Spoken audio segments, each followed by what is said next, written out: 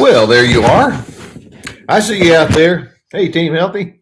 It's Wednesday, so that means that we're going to do some Q&A. And again, I just want to remind you over and over how much I appreciate Team Healthy and what you stand for and what we're all trying to do here together. And I do not take my role in your life lightly. I've talked to my wife and then some friends and all about how unusual it is being on the internet like I am, about how it allows me to have an influence in ways that you just couldn't have in days gone by. And I'm a fellow sojourner with you. I'm working on things in my own personal life, so that I can be the best version of myself. And I hope I continue to learn till the day I die. And then whatever truths or ideas that I've gleaned along the way, I want to pass along to you. Now, speaking of the word truth, that's what we're going to be talking about today. And you know that I like to take themes and pick up on them with the questions that have come in during the week. And by the way, those of you who are new or if you just need a reminder, go ahead and put your questions. If you're watching live, put them in the chat section. And then if you're watching on tape, which most of you are going to be watching on tape, then put it in the comment section below. And I'll pick up on your questions. And that's how I come up with each week's roster of questions. So just know that you can do that. Okay. Today, we're going to be talking about how narcissists will just mess with you when it comes to being honest, how they rationalize and how they toy with the truth. How many times have you just thought to yourself, I feel so exasperated? We can't even agree on what happened or what was said or what was meant. That narcissist, whenever I talk to them, they just keep twisting me up like a pretzel, and they'll say that certain things happened that didn't, or they'll take one comment out of context and then build an entire case around it. That's what I mean when I say narcissists will come at you, and they just will play around with that, play games with that whole notion of what's truthful and what's accurate. And of course, there's one huge goal that they have, and that is they want your acquiescence. They want you to eventually say, okay, okay, never mind, forget it. It's like, good, that's what I want. Then they just run right over you and they just want to have their way. So we have multiple questions that I'm going to dive right in with, and let's see where we can go with this, and see if we can get some good understanding so that you don't get caught up in all of their manipulations. Now, the first one that I have here is more of a comment. It's one of our regulars who wrote this in. This person says, "One day I wound up yelling all caps at my dad so loud I'm surprised I didn't get laryngitis." Okay, I wanted to start with that one. One of the things that can happen is you can be talking with someone. In this case, it was this man's father. It could be your spouse. It could be a family member. It could be someone at work, or typically it's going to be more on the home front, but it could be any number of places. And the futility that you have because that person is just being so dishonest and so coy and manipulative and flipping it right around on you, that you lose it. And that's something that's an option. You can do that. You can do that, and some of you have. Raise your hand if you've done that. But I'm hoping that you can decide, that is an option. But like this person says, I wound up yelling so loud that I was surprised I didn't get laryngitis. I think we need to ask, what's the end game when you or I come at a narcissist with with really strong anger, and to the point where you just lose it? The narcissist, you know what they're going to do. They're going to think, look at you. Look at how awful you are. Now, they conveniently forget that they were being terribly inappropriate or, just unrealistic or caustic in the way that they treated you. The only thing they want is they want your dysregulation. And so when you yell at somebody to the point where you just have lost it, I want you to think, what is it that you're seeking?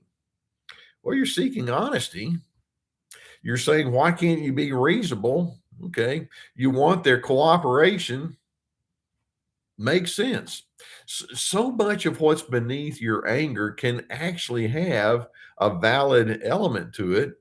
But then when you come across in this harsh and mean-spirited way, what you're doing is you're actually mimicking the very negative characteristics that the narcissist has thrown at you. And so one of the things we're going to need to do is to decide the narcissist cannot be the one that's going to set my pace. And it's so difficult for you not to get caught in their undertow in reverse. I think it's tomorrow that I have a video coming up about the narcissist's irrational anger, and then your task is to stay rational in the midst of their irrationality. So I want to go ahead and start with that comment. One day I wound up yelling at my dad so loud I was surprised I didn't get laryngitis, and I want us to say that's always an option. But then we're going to continue on and say, but I don't know of any time when that option really plays out well. And so, what we're going to say here on Team Healthy is you can do better, you can be better. Let's figure out together what those better alternatives are. Okay. So, that's a good starting point. Now, this next person asked the question about narcissist behavior being inconsistent between their public and private self. What do you think of those who keep others in their inner circle from meeting each other? And then the implication is, well, if we get together, we might talk about their blame game, or is it divide and conquer? So here you have somebody that has you, apparently that narcissist, on their inner circle, and then they go over here away from you and they confide in someone else about whatever's going on in their life, and then they have somebody else over here and they confide, and they don't want these people that they're talking to get together and comparing notes. What's going on? Well, let's keep that. First of all, the very fact that this person is asking that question says, okay, you're on to it. Narcissists are so insecure that they can't really take honest feedback from other individuals, and so they want to micromanage. They want, for example, if you say or do something that is, it puts them in a bad light. It's like, well, I don't want this person over here to know because I've already told them something a little bit different, and so you can blow their cover because they may be speaking different truth to you than they do to person A and person B over here. And there's an element of what we call triangulation. They can play other people off of one another. Narcissists are not committed to being honest. Narcissists are not committed to accountability. They don't like having differing perspectives come into their world because what it means is somebody in this equation is not conforming.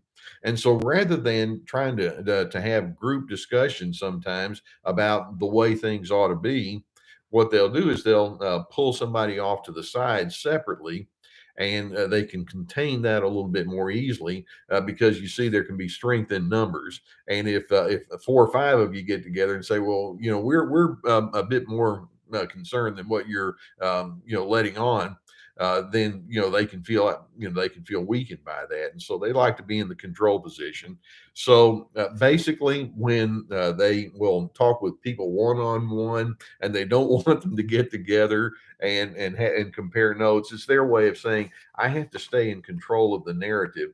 And I found that if I do it one on one, I can be more intimidating, or I can lie more easily because nobody else is there to say what their perspective was, or well, when they actually caught me in something different, you're not going to hear from them. Let's just think about that. Who would say, well, to me, an excellent strategy in life is to just be dishonest? I think I'll do that. An excellent strategy in life is to play people off of each other and keep them guessing about what is real and what's not real. I think I'll do that. You have to be a really immature, that's not the right word. Dysfunctional, that's not the right word.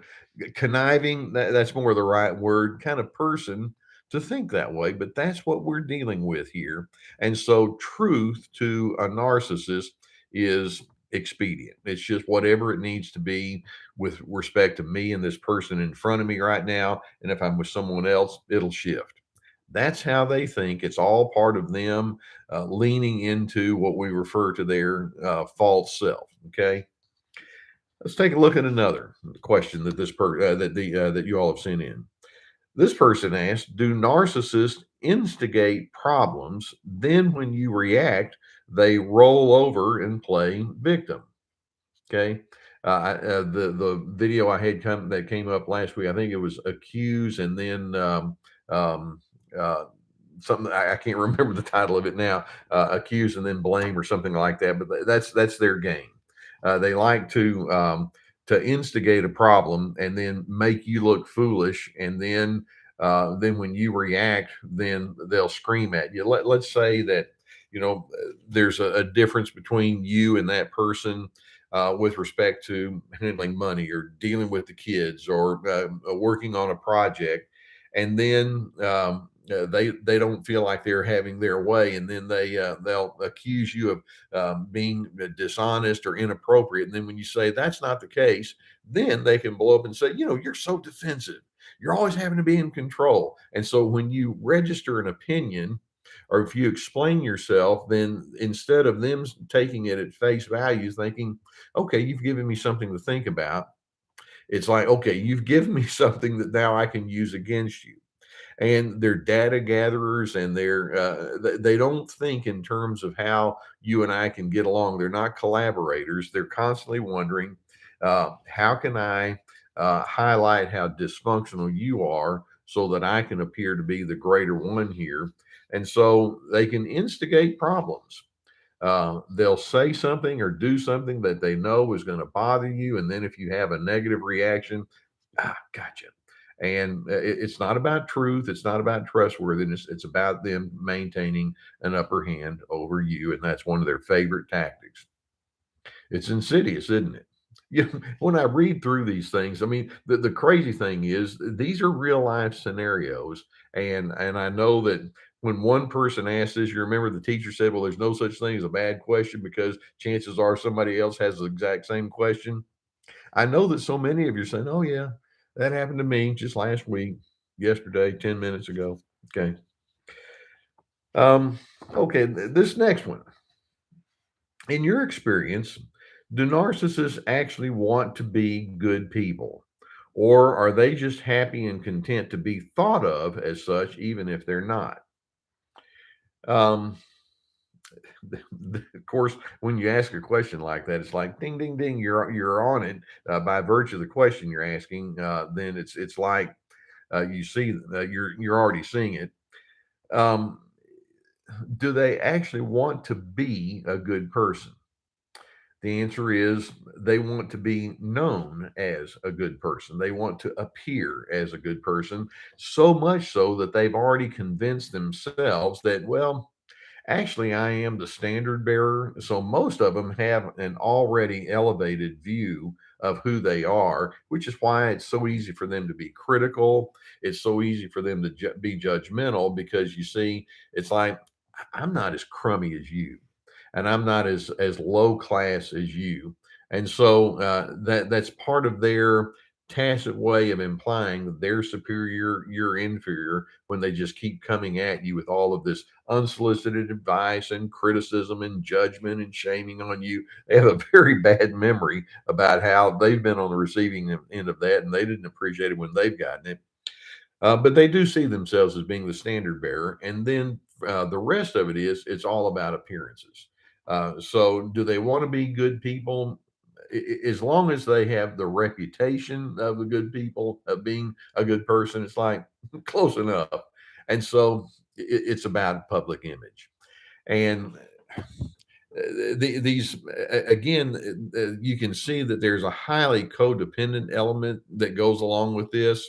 It's like these individuals are feeding off of you. What do you think about me? What do I have to say or do to make myself look good? That's the codependency. They're filtering their sense of well-being, their self-esteem through you. Now, in 100 years, most of them would never even say what I just mentioned. Yeah, I guess I do filter my thoughts and feelings and my self esteem through other individuals quite a bit, don't I? they can't admit that because that makes them appear frail. That makes them appear needy. And so, many of them want to give that appearance, but yeah, one of the displays of strength that a person can have is to say, I have some weaknesses. You know, to say, there's certain blind spots that I may carry, or there's certain things that I feel a bit confused about. They can't do that. It's like, no, I have to show that I am on top of it, and this is why truth is secondary to all of the other scheming and manipulating that they have. And if it turns out that what they say is accurate, okay, that's a bonus. But accuracy, truth, honesty, trustworthiness is all secondary to their false self, and that's something they've been working on literally their entire lives. And I can look back, and I'm sure that many of you can too, and say, there have been times when I succumbed to the public image kind of thing, where it's like, no, I don't want to tell this, or I don't want to admit that. But then once you can see that in yourself and think, I have that capacity, I've done that. Then, as you age and mature and you continue on and you experience consequences for whatever it is that you've done, I'm hoping that you can say, well, how does that match pitch with my version or my understanding of a healthy life? And defensiveness and posturing and all of that, it's just too exhausting. And so as we age, I'm hoping that each one of us can say, I just don't feel the need to do that like I did maybe 20 and 30 and 40 years ago. I'm not there. I am who I am, pluses and minuses. And as you get to know me, you'll get to know me, pluses and minuses. And interestingly, when we're able and willing to share our humanity with healthy individuals, and then they're able to share their humanity back with you, we have this word, it's called intimacy. That's how intimacy is built. Anybody can be nice to one another when we know all the pleasantries. But as we talk about who we are and what our needs are, or what our hurts are, or disappointments or confusions are, on top of all the rest, then we're just basically saying, I'm willing to let you inside my personal inner chambers, just as I would hope that you would do the same in reverse. Obviously, you have to be discerning about who you're going to allow to be in that inner circle. Narcissists can't think that way. It's like, I don't want you to know the real me. I just want you to know what makes me look good. And it's, again, it's all about posturing. Okay. This next one, and I sigh because there's so many illustrations that I could think of that would go along with this one. This person asked the question, what end game do narcissists have when they willingly destroy family relationships and then talk dirty about family members and delight in creating negative groupthink against another family members? Not one good thing comes out of this, and the family cohesion is wrecked. So you have one person who is more than willing to say and do things to create friction and divisiveness inside their own family. It's like, yeah, I'm willing to do that. Why do they do that? And the means by which these people do this are quite varied. It may be that they'll do the triangulation thing, speaking to one person over here and say, well, I heard from this other person that you're this way. And then they go to that other person and say, hey, did you know what this person's saying about you? And they learn how to play people against one another. Or it may be that they'll just pull someone aside inside the family, talking in confidences. Hey, there's something I need you to know. It's about this person over here. It's not flattering. And they'll willingly run someone else in the ground. And then they conveniently forget to talk about their own contributions. That's the lack of truth. Or they'll conveniently forget to put it into the proper context, or they'll exaggerate. Why do they do that? And the answer is, I need to be superior. And so you see, when you're playing that superior inferior game, well, that requires someone to be in the inferior position. And that's where you come in. And that's where that family member comes in. And if all of you wind up losing, the bottom line is I won. And they're so short sighted. It's like, well, in the end, when we have a splintered family life, are you happy? And the answer is, I'm superior. I'm better than. Are you at peace? And the answer is, I showed you. They don't have that. And so, part of the problem that you and I can have as we're trying to sift all this out is we think so much like a normal person. You can think, well, that doesn't make sense to me. I wouldn't want to do that to someone else. And the narcissist is over there thinking, I don't care what your norms are, what seems normal to you. All I care about is what elevates me. And if I have to do it at your expense, and if the whole place just falls apart, I'm willing to do that because you see, in the end, I'm the one at the top of the heap, you know, pounding their chest, That's how they think. And so it's insidious when they do something like that. Another question the person asked, why would a narcissist hide the fact that they have a medical illness?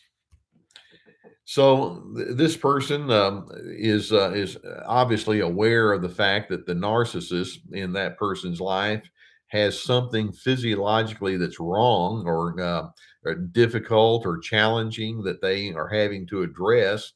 And who knows what it might be, whether it's they've contracted cancer, or they have diabetes, or they have COVID, or whatever it might be. It's like, I don't want anybody to know. Yeah, at some point, it's like, well, other people have things of that nature too, but to say, well, I'm susceptible to Mother Nature, if we want to call it that. I'm susceptible to ailments and frailties, particularly as you get older. But I mean, this could happen when you're 26 years old. It can happen when you're 86 years old. I don't want people to know that I'm struggling. And it's like, well, why not? It's like, and then that's the crucial question. Why not? And the answer is because I want to look stronger than what I really am. Narcissists are dreadfully afraid of appearing vulnerable. They're afraid of appearing needy or weak. They need to be above the fray. Again, we go back to my term, the false self. Being open and being honest is something that it's like, but that takes me off of my pedestal. And I'm thinking, well, openness and honesty is part of healing. Um, I, I I don't like being weak physically and having an illness or a syndrome or something like that. But if I have it, then I have it. Be honest about it. Uh, Not one single person is going to get out of this world alive. We're all going to have something that gets us in the end. And there's this element that says, I want to be, above the fray. I want to be immortal. I want to be somebody that doesn't have to deal with all of that. And so there can be a vanity element. There can be just a neediness element there. And it's like, I don't want to have to admit that I'm part of the human race in the same way that the rest of you poor slobs out there are. I need to be above all of that. And when you are dealing with somebody who has that vanity or has that unwillingness to be honest about those kind of things, then you can rest assured that's a person who's a deeply insecure individual who's trying to create impressions that are just not honest. That's what I mean when I say they'll rationalize and they'll toy with the truth. Um, okay. Let's see. Speaking of that, here's the next question. I get a lot of comments in the comment section that have a religious tone to it, which is fine. I'm a spiritual person myself, and I appreciate people wanting to have that element in their life. This person asked the question, though, how common is it for narcissists to hijack spirituality and religion? And the answer is, oh boy, way too common, unfortunately. Narcissists like to sidle up next to people who are in charge. They like to be in the position of authority and power. And particularly if you're a religiously oriented person, you can think, well, let's see, who's the most powerful person ever? The answer is God. And it's like, okay, I'm going to go ahead and be on God's team, and I'm going to go ahead and put my junior Holy Spirit badge on, and I'm going to go ahead and do God a favor and tell everybody what He thinks they need to do. How commonly do narcissists hijack religion and spirituality? There are so many people that want to be the spokesperson on God's behalf toward other individuals, when in fact it's little more than a veiled attempt of them staying in control. And there are two words, and I get myself in trouble every time I say this, but I'll say it anyway. There are two words that narcissistic religious people love, and they're the words truth and authority. And so when I say that, they'll walk away saying, well, Carter, he doesn't like truth and he doesn't like authority either. It's like, no, I didn't say that. I said, those are words that they want to hijack. Well, it's not me that's saying this to you. It's the Bible. It's the authority that the Bible has. Or it's not me that's saying this. I'm just telling you the truth, God's truth. And of course, all of those kind of things can be open to discussion and debate as to the context and the wheres and the what fors. It's like, no, I've already got it figured out because you see, me and God, we're tight. And one of the things that narcissists inevitably overlook is love. I mentioned I'm a spiritual person, and I don't require you to have the same take on life and God and how things ought to be as I do. Uh, I have my core beliefs, and I have doctrines and all that I go along with. But the rest of it is when you come into my presence, first and foremost, my thought is, how may I love you? How may I know you in such a way that allows you to feel known and understood? And I don't really feel the need to indoctrinate somebody and make them think the way I say it ought to be. Love is pretty persuasive. And if you want to come over into my way of thinking, which I don't require, but if you want to, you're going to be far more inclined to do so if I love you. And can we have peace among us, even in the midst of our differences? And the narcissist is like, no, power, baby, power. That's what it's all about. Power in the name of God. And how many conflicts have been perpetuated in the name of God? Whether we're talking all the way back to, way early on, uh, if you don't like me, you don't think about God the way I do, we'll kill you. That'll show you. God's going to be happy with me. I'll tell you what. That's how they think, and they mess with truth. And to me, truth starts in a spiritual way that says God is love, and I want to be a loving person. And if it's something that bothers them, I don't want to be any way other than that. I just want to know that I understand the love that I have in my life, and I want you to know it too. I'm okay with that. Narcissist is like, no, there's a whole lot more than that. It's like, I understand. There's truth. Love is far more important than knowledge. Knowledge is good. Love's better. I like being right. I like being loving more. Another question. What do you do when you figured out that you're being played and the narcissist just isn't working?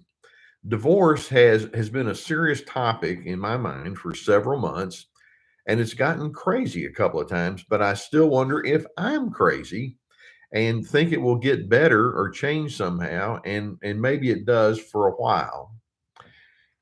This is one of the more difficult questions that I throughout the years have had to come to terms with people in my counseling office. Um, People don't come into counseling typically to tell me how wonderful everything is. They come when things are falling apart, when things are really difficult. And one of the common scenes or scenarios that it plays out is the whole question of divorce or separation. Should we stay together? Should we not? You can have somebody that married at age 22, or for that matter, 68, and looking back, it's like I wasn't mature enough to have made that decision. Now I'm X number of years into it, and it's just not working out. Or I thought that I had a really good situation, and then it turns out it was fool's gold, or I've changed, or that person changed. And so this person asked, I feel like I'm being played, and the relationship is not working. It's not playing out the way that I thought. Um, let's just say first and foremost, when you have these kinds of feelings that this person is describing, you need to listen really hard to what your gut is telling you. And you don't want to get divorced just because you had a bad episode. I mean, marriages can have bad episodes, but when you have, now what I look for is, what are the patterns? What do the trends say? And how severe are those patterns? And how predictable is it that those patterns will return? And when the patterns are severe, first of all, if particularly if there's been infidelity or some form of abuse, or if there's just this ongoing whittling away at your sense of well-being to where you become a shell of yourself. If that's the pattern, then we have to ask, well, is it likely that those patterns are going to continue? And then what does that do to me? What has it done to people that are attached to us inside that relationship? And you just have to weigh the cost that goes along with that. And let's keep in mind that narcissists want to be the ultimate truth givers. When I say they toy with the truth, what does your truth tell you? And what does your gut tell you? What does your common sense say is going to work? And then you make your decision based on that. And obviously, you don't want to take the subject of divorce lightly, because there are quite a few ripple effects. Many times you don't even know what the ripple effects are going to be until you're on the other side of it. There are ripple effects, but then the question is, but have you become such a shell of a person that you're not able to pull out of it, and that person keeps putting you back down into that hole? And so just be honest with yourself. Know that it's a huge decision, but it's also a decision that sometimes is necessary. I mean, if it's an entirely different kind of relationship, let's say somebody that you're socializing with, and that's someone that's not healthy for you, you break off. Or even if it's a family member and they ruin every holiday and all, well, you quit inviting them. With divorce, sometimes you have to go into that same kind of category. But like I say, because the repercussions are so large, you want to think it out carefully. And typically, it's good for you to have an advisor or somebody that can walk you through it, so that you can have another set of eyeballs looking at all of that. But just know that if you're feeling it this way, this strongly, and it's been going on for quite some time, you need to pay attention to what your mind and your body is trying to tell you. Listen to yourself. Okay. I don't like divorce, but I understand that divorce happens, and let's just be honest that you can still have a decent life afterwards, and if possible, you can try to treat everybody that's involved in that, kids and family members, all with a sense of fairness and goodness. Typically, narcissists don't make good exes, but nonetheless, listen to yourself. Okay, this is another really kind of curious or interesting kind of question. And I don't know that I've been asked this specific one before, but this person asked, is it considered an act of violence when my daughter in law shredded a dress that I had just made for my granddaughter? So here you are. Now, I don't know the circumstances, but apparently this person is a seamstress and has thought, I've got a little granddaughter and I'd like to make her a dress. Uh, when I first read that, my own mother was quite a seamstress, and I know that she made dresses for herself and my own sister when we were growing up. I think that was a lot more common way back in the day. So here this person is, maybe she's in my generation, and she thinks, well, I'm going to do something nice for my little granddaughter. And the mother, uh, even let's say that she just didn't like the dress. Okay, that's one thing, and it may be that, like, well, we'll put it in the back drawer, or I'll let my daughter wear it, somewhere that's not going to be out there. But let's suppose it's a nice dress, but the daughter-in-law thinks I don't like this, and then takes scissors or whatever and shreds it. Okay, yes, that's an act of violence, and it's an act of intimidation. It's an insult to you, and it may be that the daughter-in-law may need to say, "Hey, that's not the style that we wear," or I'd rather you just not go about doing it." She can go ahead and set a boundary, but this is just mean. Okay. And and my guess is it probably isn't even warranted. But this is the narcissistic mother saying, I'll show you who's boss. And so the grandmother has to get in line and run everything through that daughter mother combination there. And it's Is it considered violence? Yeah, it's a physical act, and there's kind of a I want to put some fear on the inside of you, and I want to make you quake in your boots. Um, and unfortunately, when you're the grandparent and you have a narcissistic daughter or daughter-in-law like this, sometimes you have to kind of go along to get along if you want to maintain access to your grandkids, and that's a whole other story. But it's like, and again, going back to they want to toy with the truth. It's like I'm the only one who decides what's reasonable and what's not reasonable. Have you gotten that message yet? If not, I'm going to shred this. I'm going to tear it up, and I'm going to let my daughter see that. I'm going to let you see it, and I don't even care. And that's cold and callous. Okay. And then we're going to make this one the last question. This person asked, "What do you think about the theory that narcissists have disassociated themselves from intense childhood trauma? And that's the reason that they cannot access their true self." And then this person says, "That seems convincing to me." One of the things I do hear is that adult narcissists are all victims of childhood trauma. And I don't know that I'm going to go quite that far, uh, but I get what that person is saying. Trauma means that you have circumstances in your life that are so intense that your nervous system just doesn't know what to do with it in the moment. And many times narcissists have been on the receiving end of judgment and shame and anger. And so as a 5-year-old kid or an 8-year-old kid or a 15-year-old, it's like, I don't know what I'm supposed to do. And so they retreat, and they begin to devise their own schemes about how they're going to manage life separate from those overbearing people in their life. And so they grow up into narcissists who then perpetuate what was done to them. And many times that is in fact the case. Other times it's not as much trauma as it is maybe they were the golden child, and the dysfunction was a bit more subtle.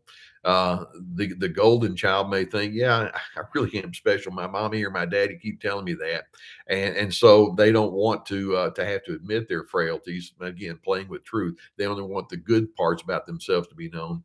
But as a general rule, they are dreadfully afraid. They're afraid of being exposed as being a part of the crowd, or as weak, or as inadequate. And so when that person asks, do they have intense trauma from their childhood? I think, and again, the answer is sometimes major, yes. A corollary word to that would be confusion. They can have a lot of confusion in their childhood that has never been really resolved. Whether it was fully traumatic or not, it remains to be seen. But these are chaotic, confused, I don't know which end is up kind of people who are trying to pretend like they do know which end is up. And that's what I mean when I say they toy with the truth. So you need to be aware of that.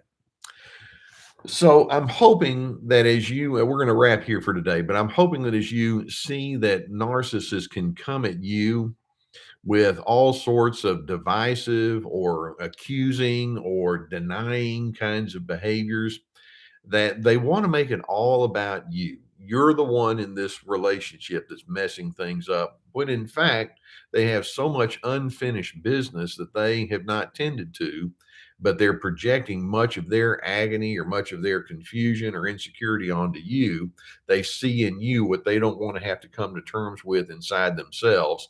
And when you're onto it, you've heard me use the term frequently: knowledge is power. When you're onto it and you're knowledgeable about what's happening there, then you can make your own adjustments and responses to them in a much more reasoned kind of way. You can know the truth about who you are, and in doing so, you can be that person of steadiness that they're just not able to be, because they don't have that inner strength that they're drawing from. They certainly don't have an inner peace that they're drawing from, even though they try to give the appearance that they're onto it and you're not. Okay, so Team Healthy. So just know that I want you to keep coming up with these questions, and I'll be going through your comments here and picking up for next week. Again, I so appreciate you allowing me to be on your journey with you. I hope you have a good rest of the week. We're all the way into spring here in the northern hemisphere. Those of you who are in the southern hemisphere, you all are going into the autumn season, your autumn season. So we're having a little bit of time of transition. I hope it all goes well with you. I'll see you next week. Bye now.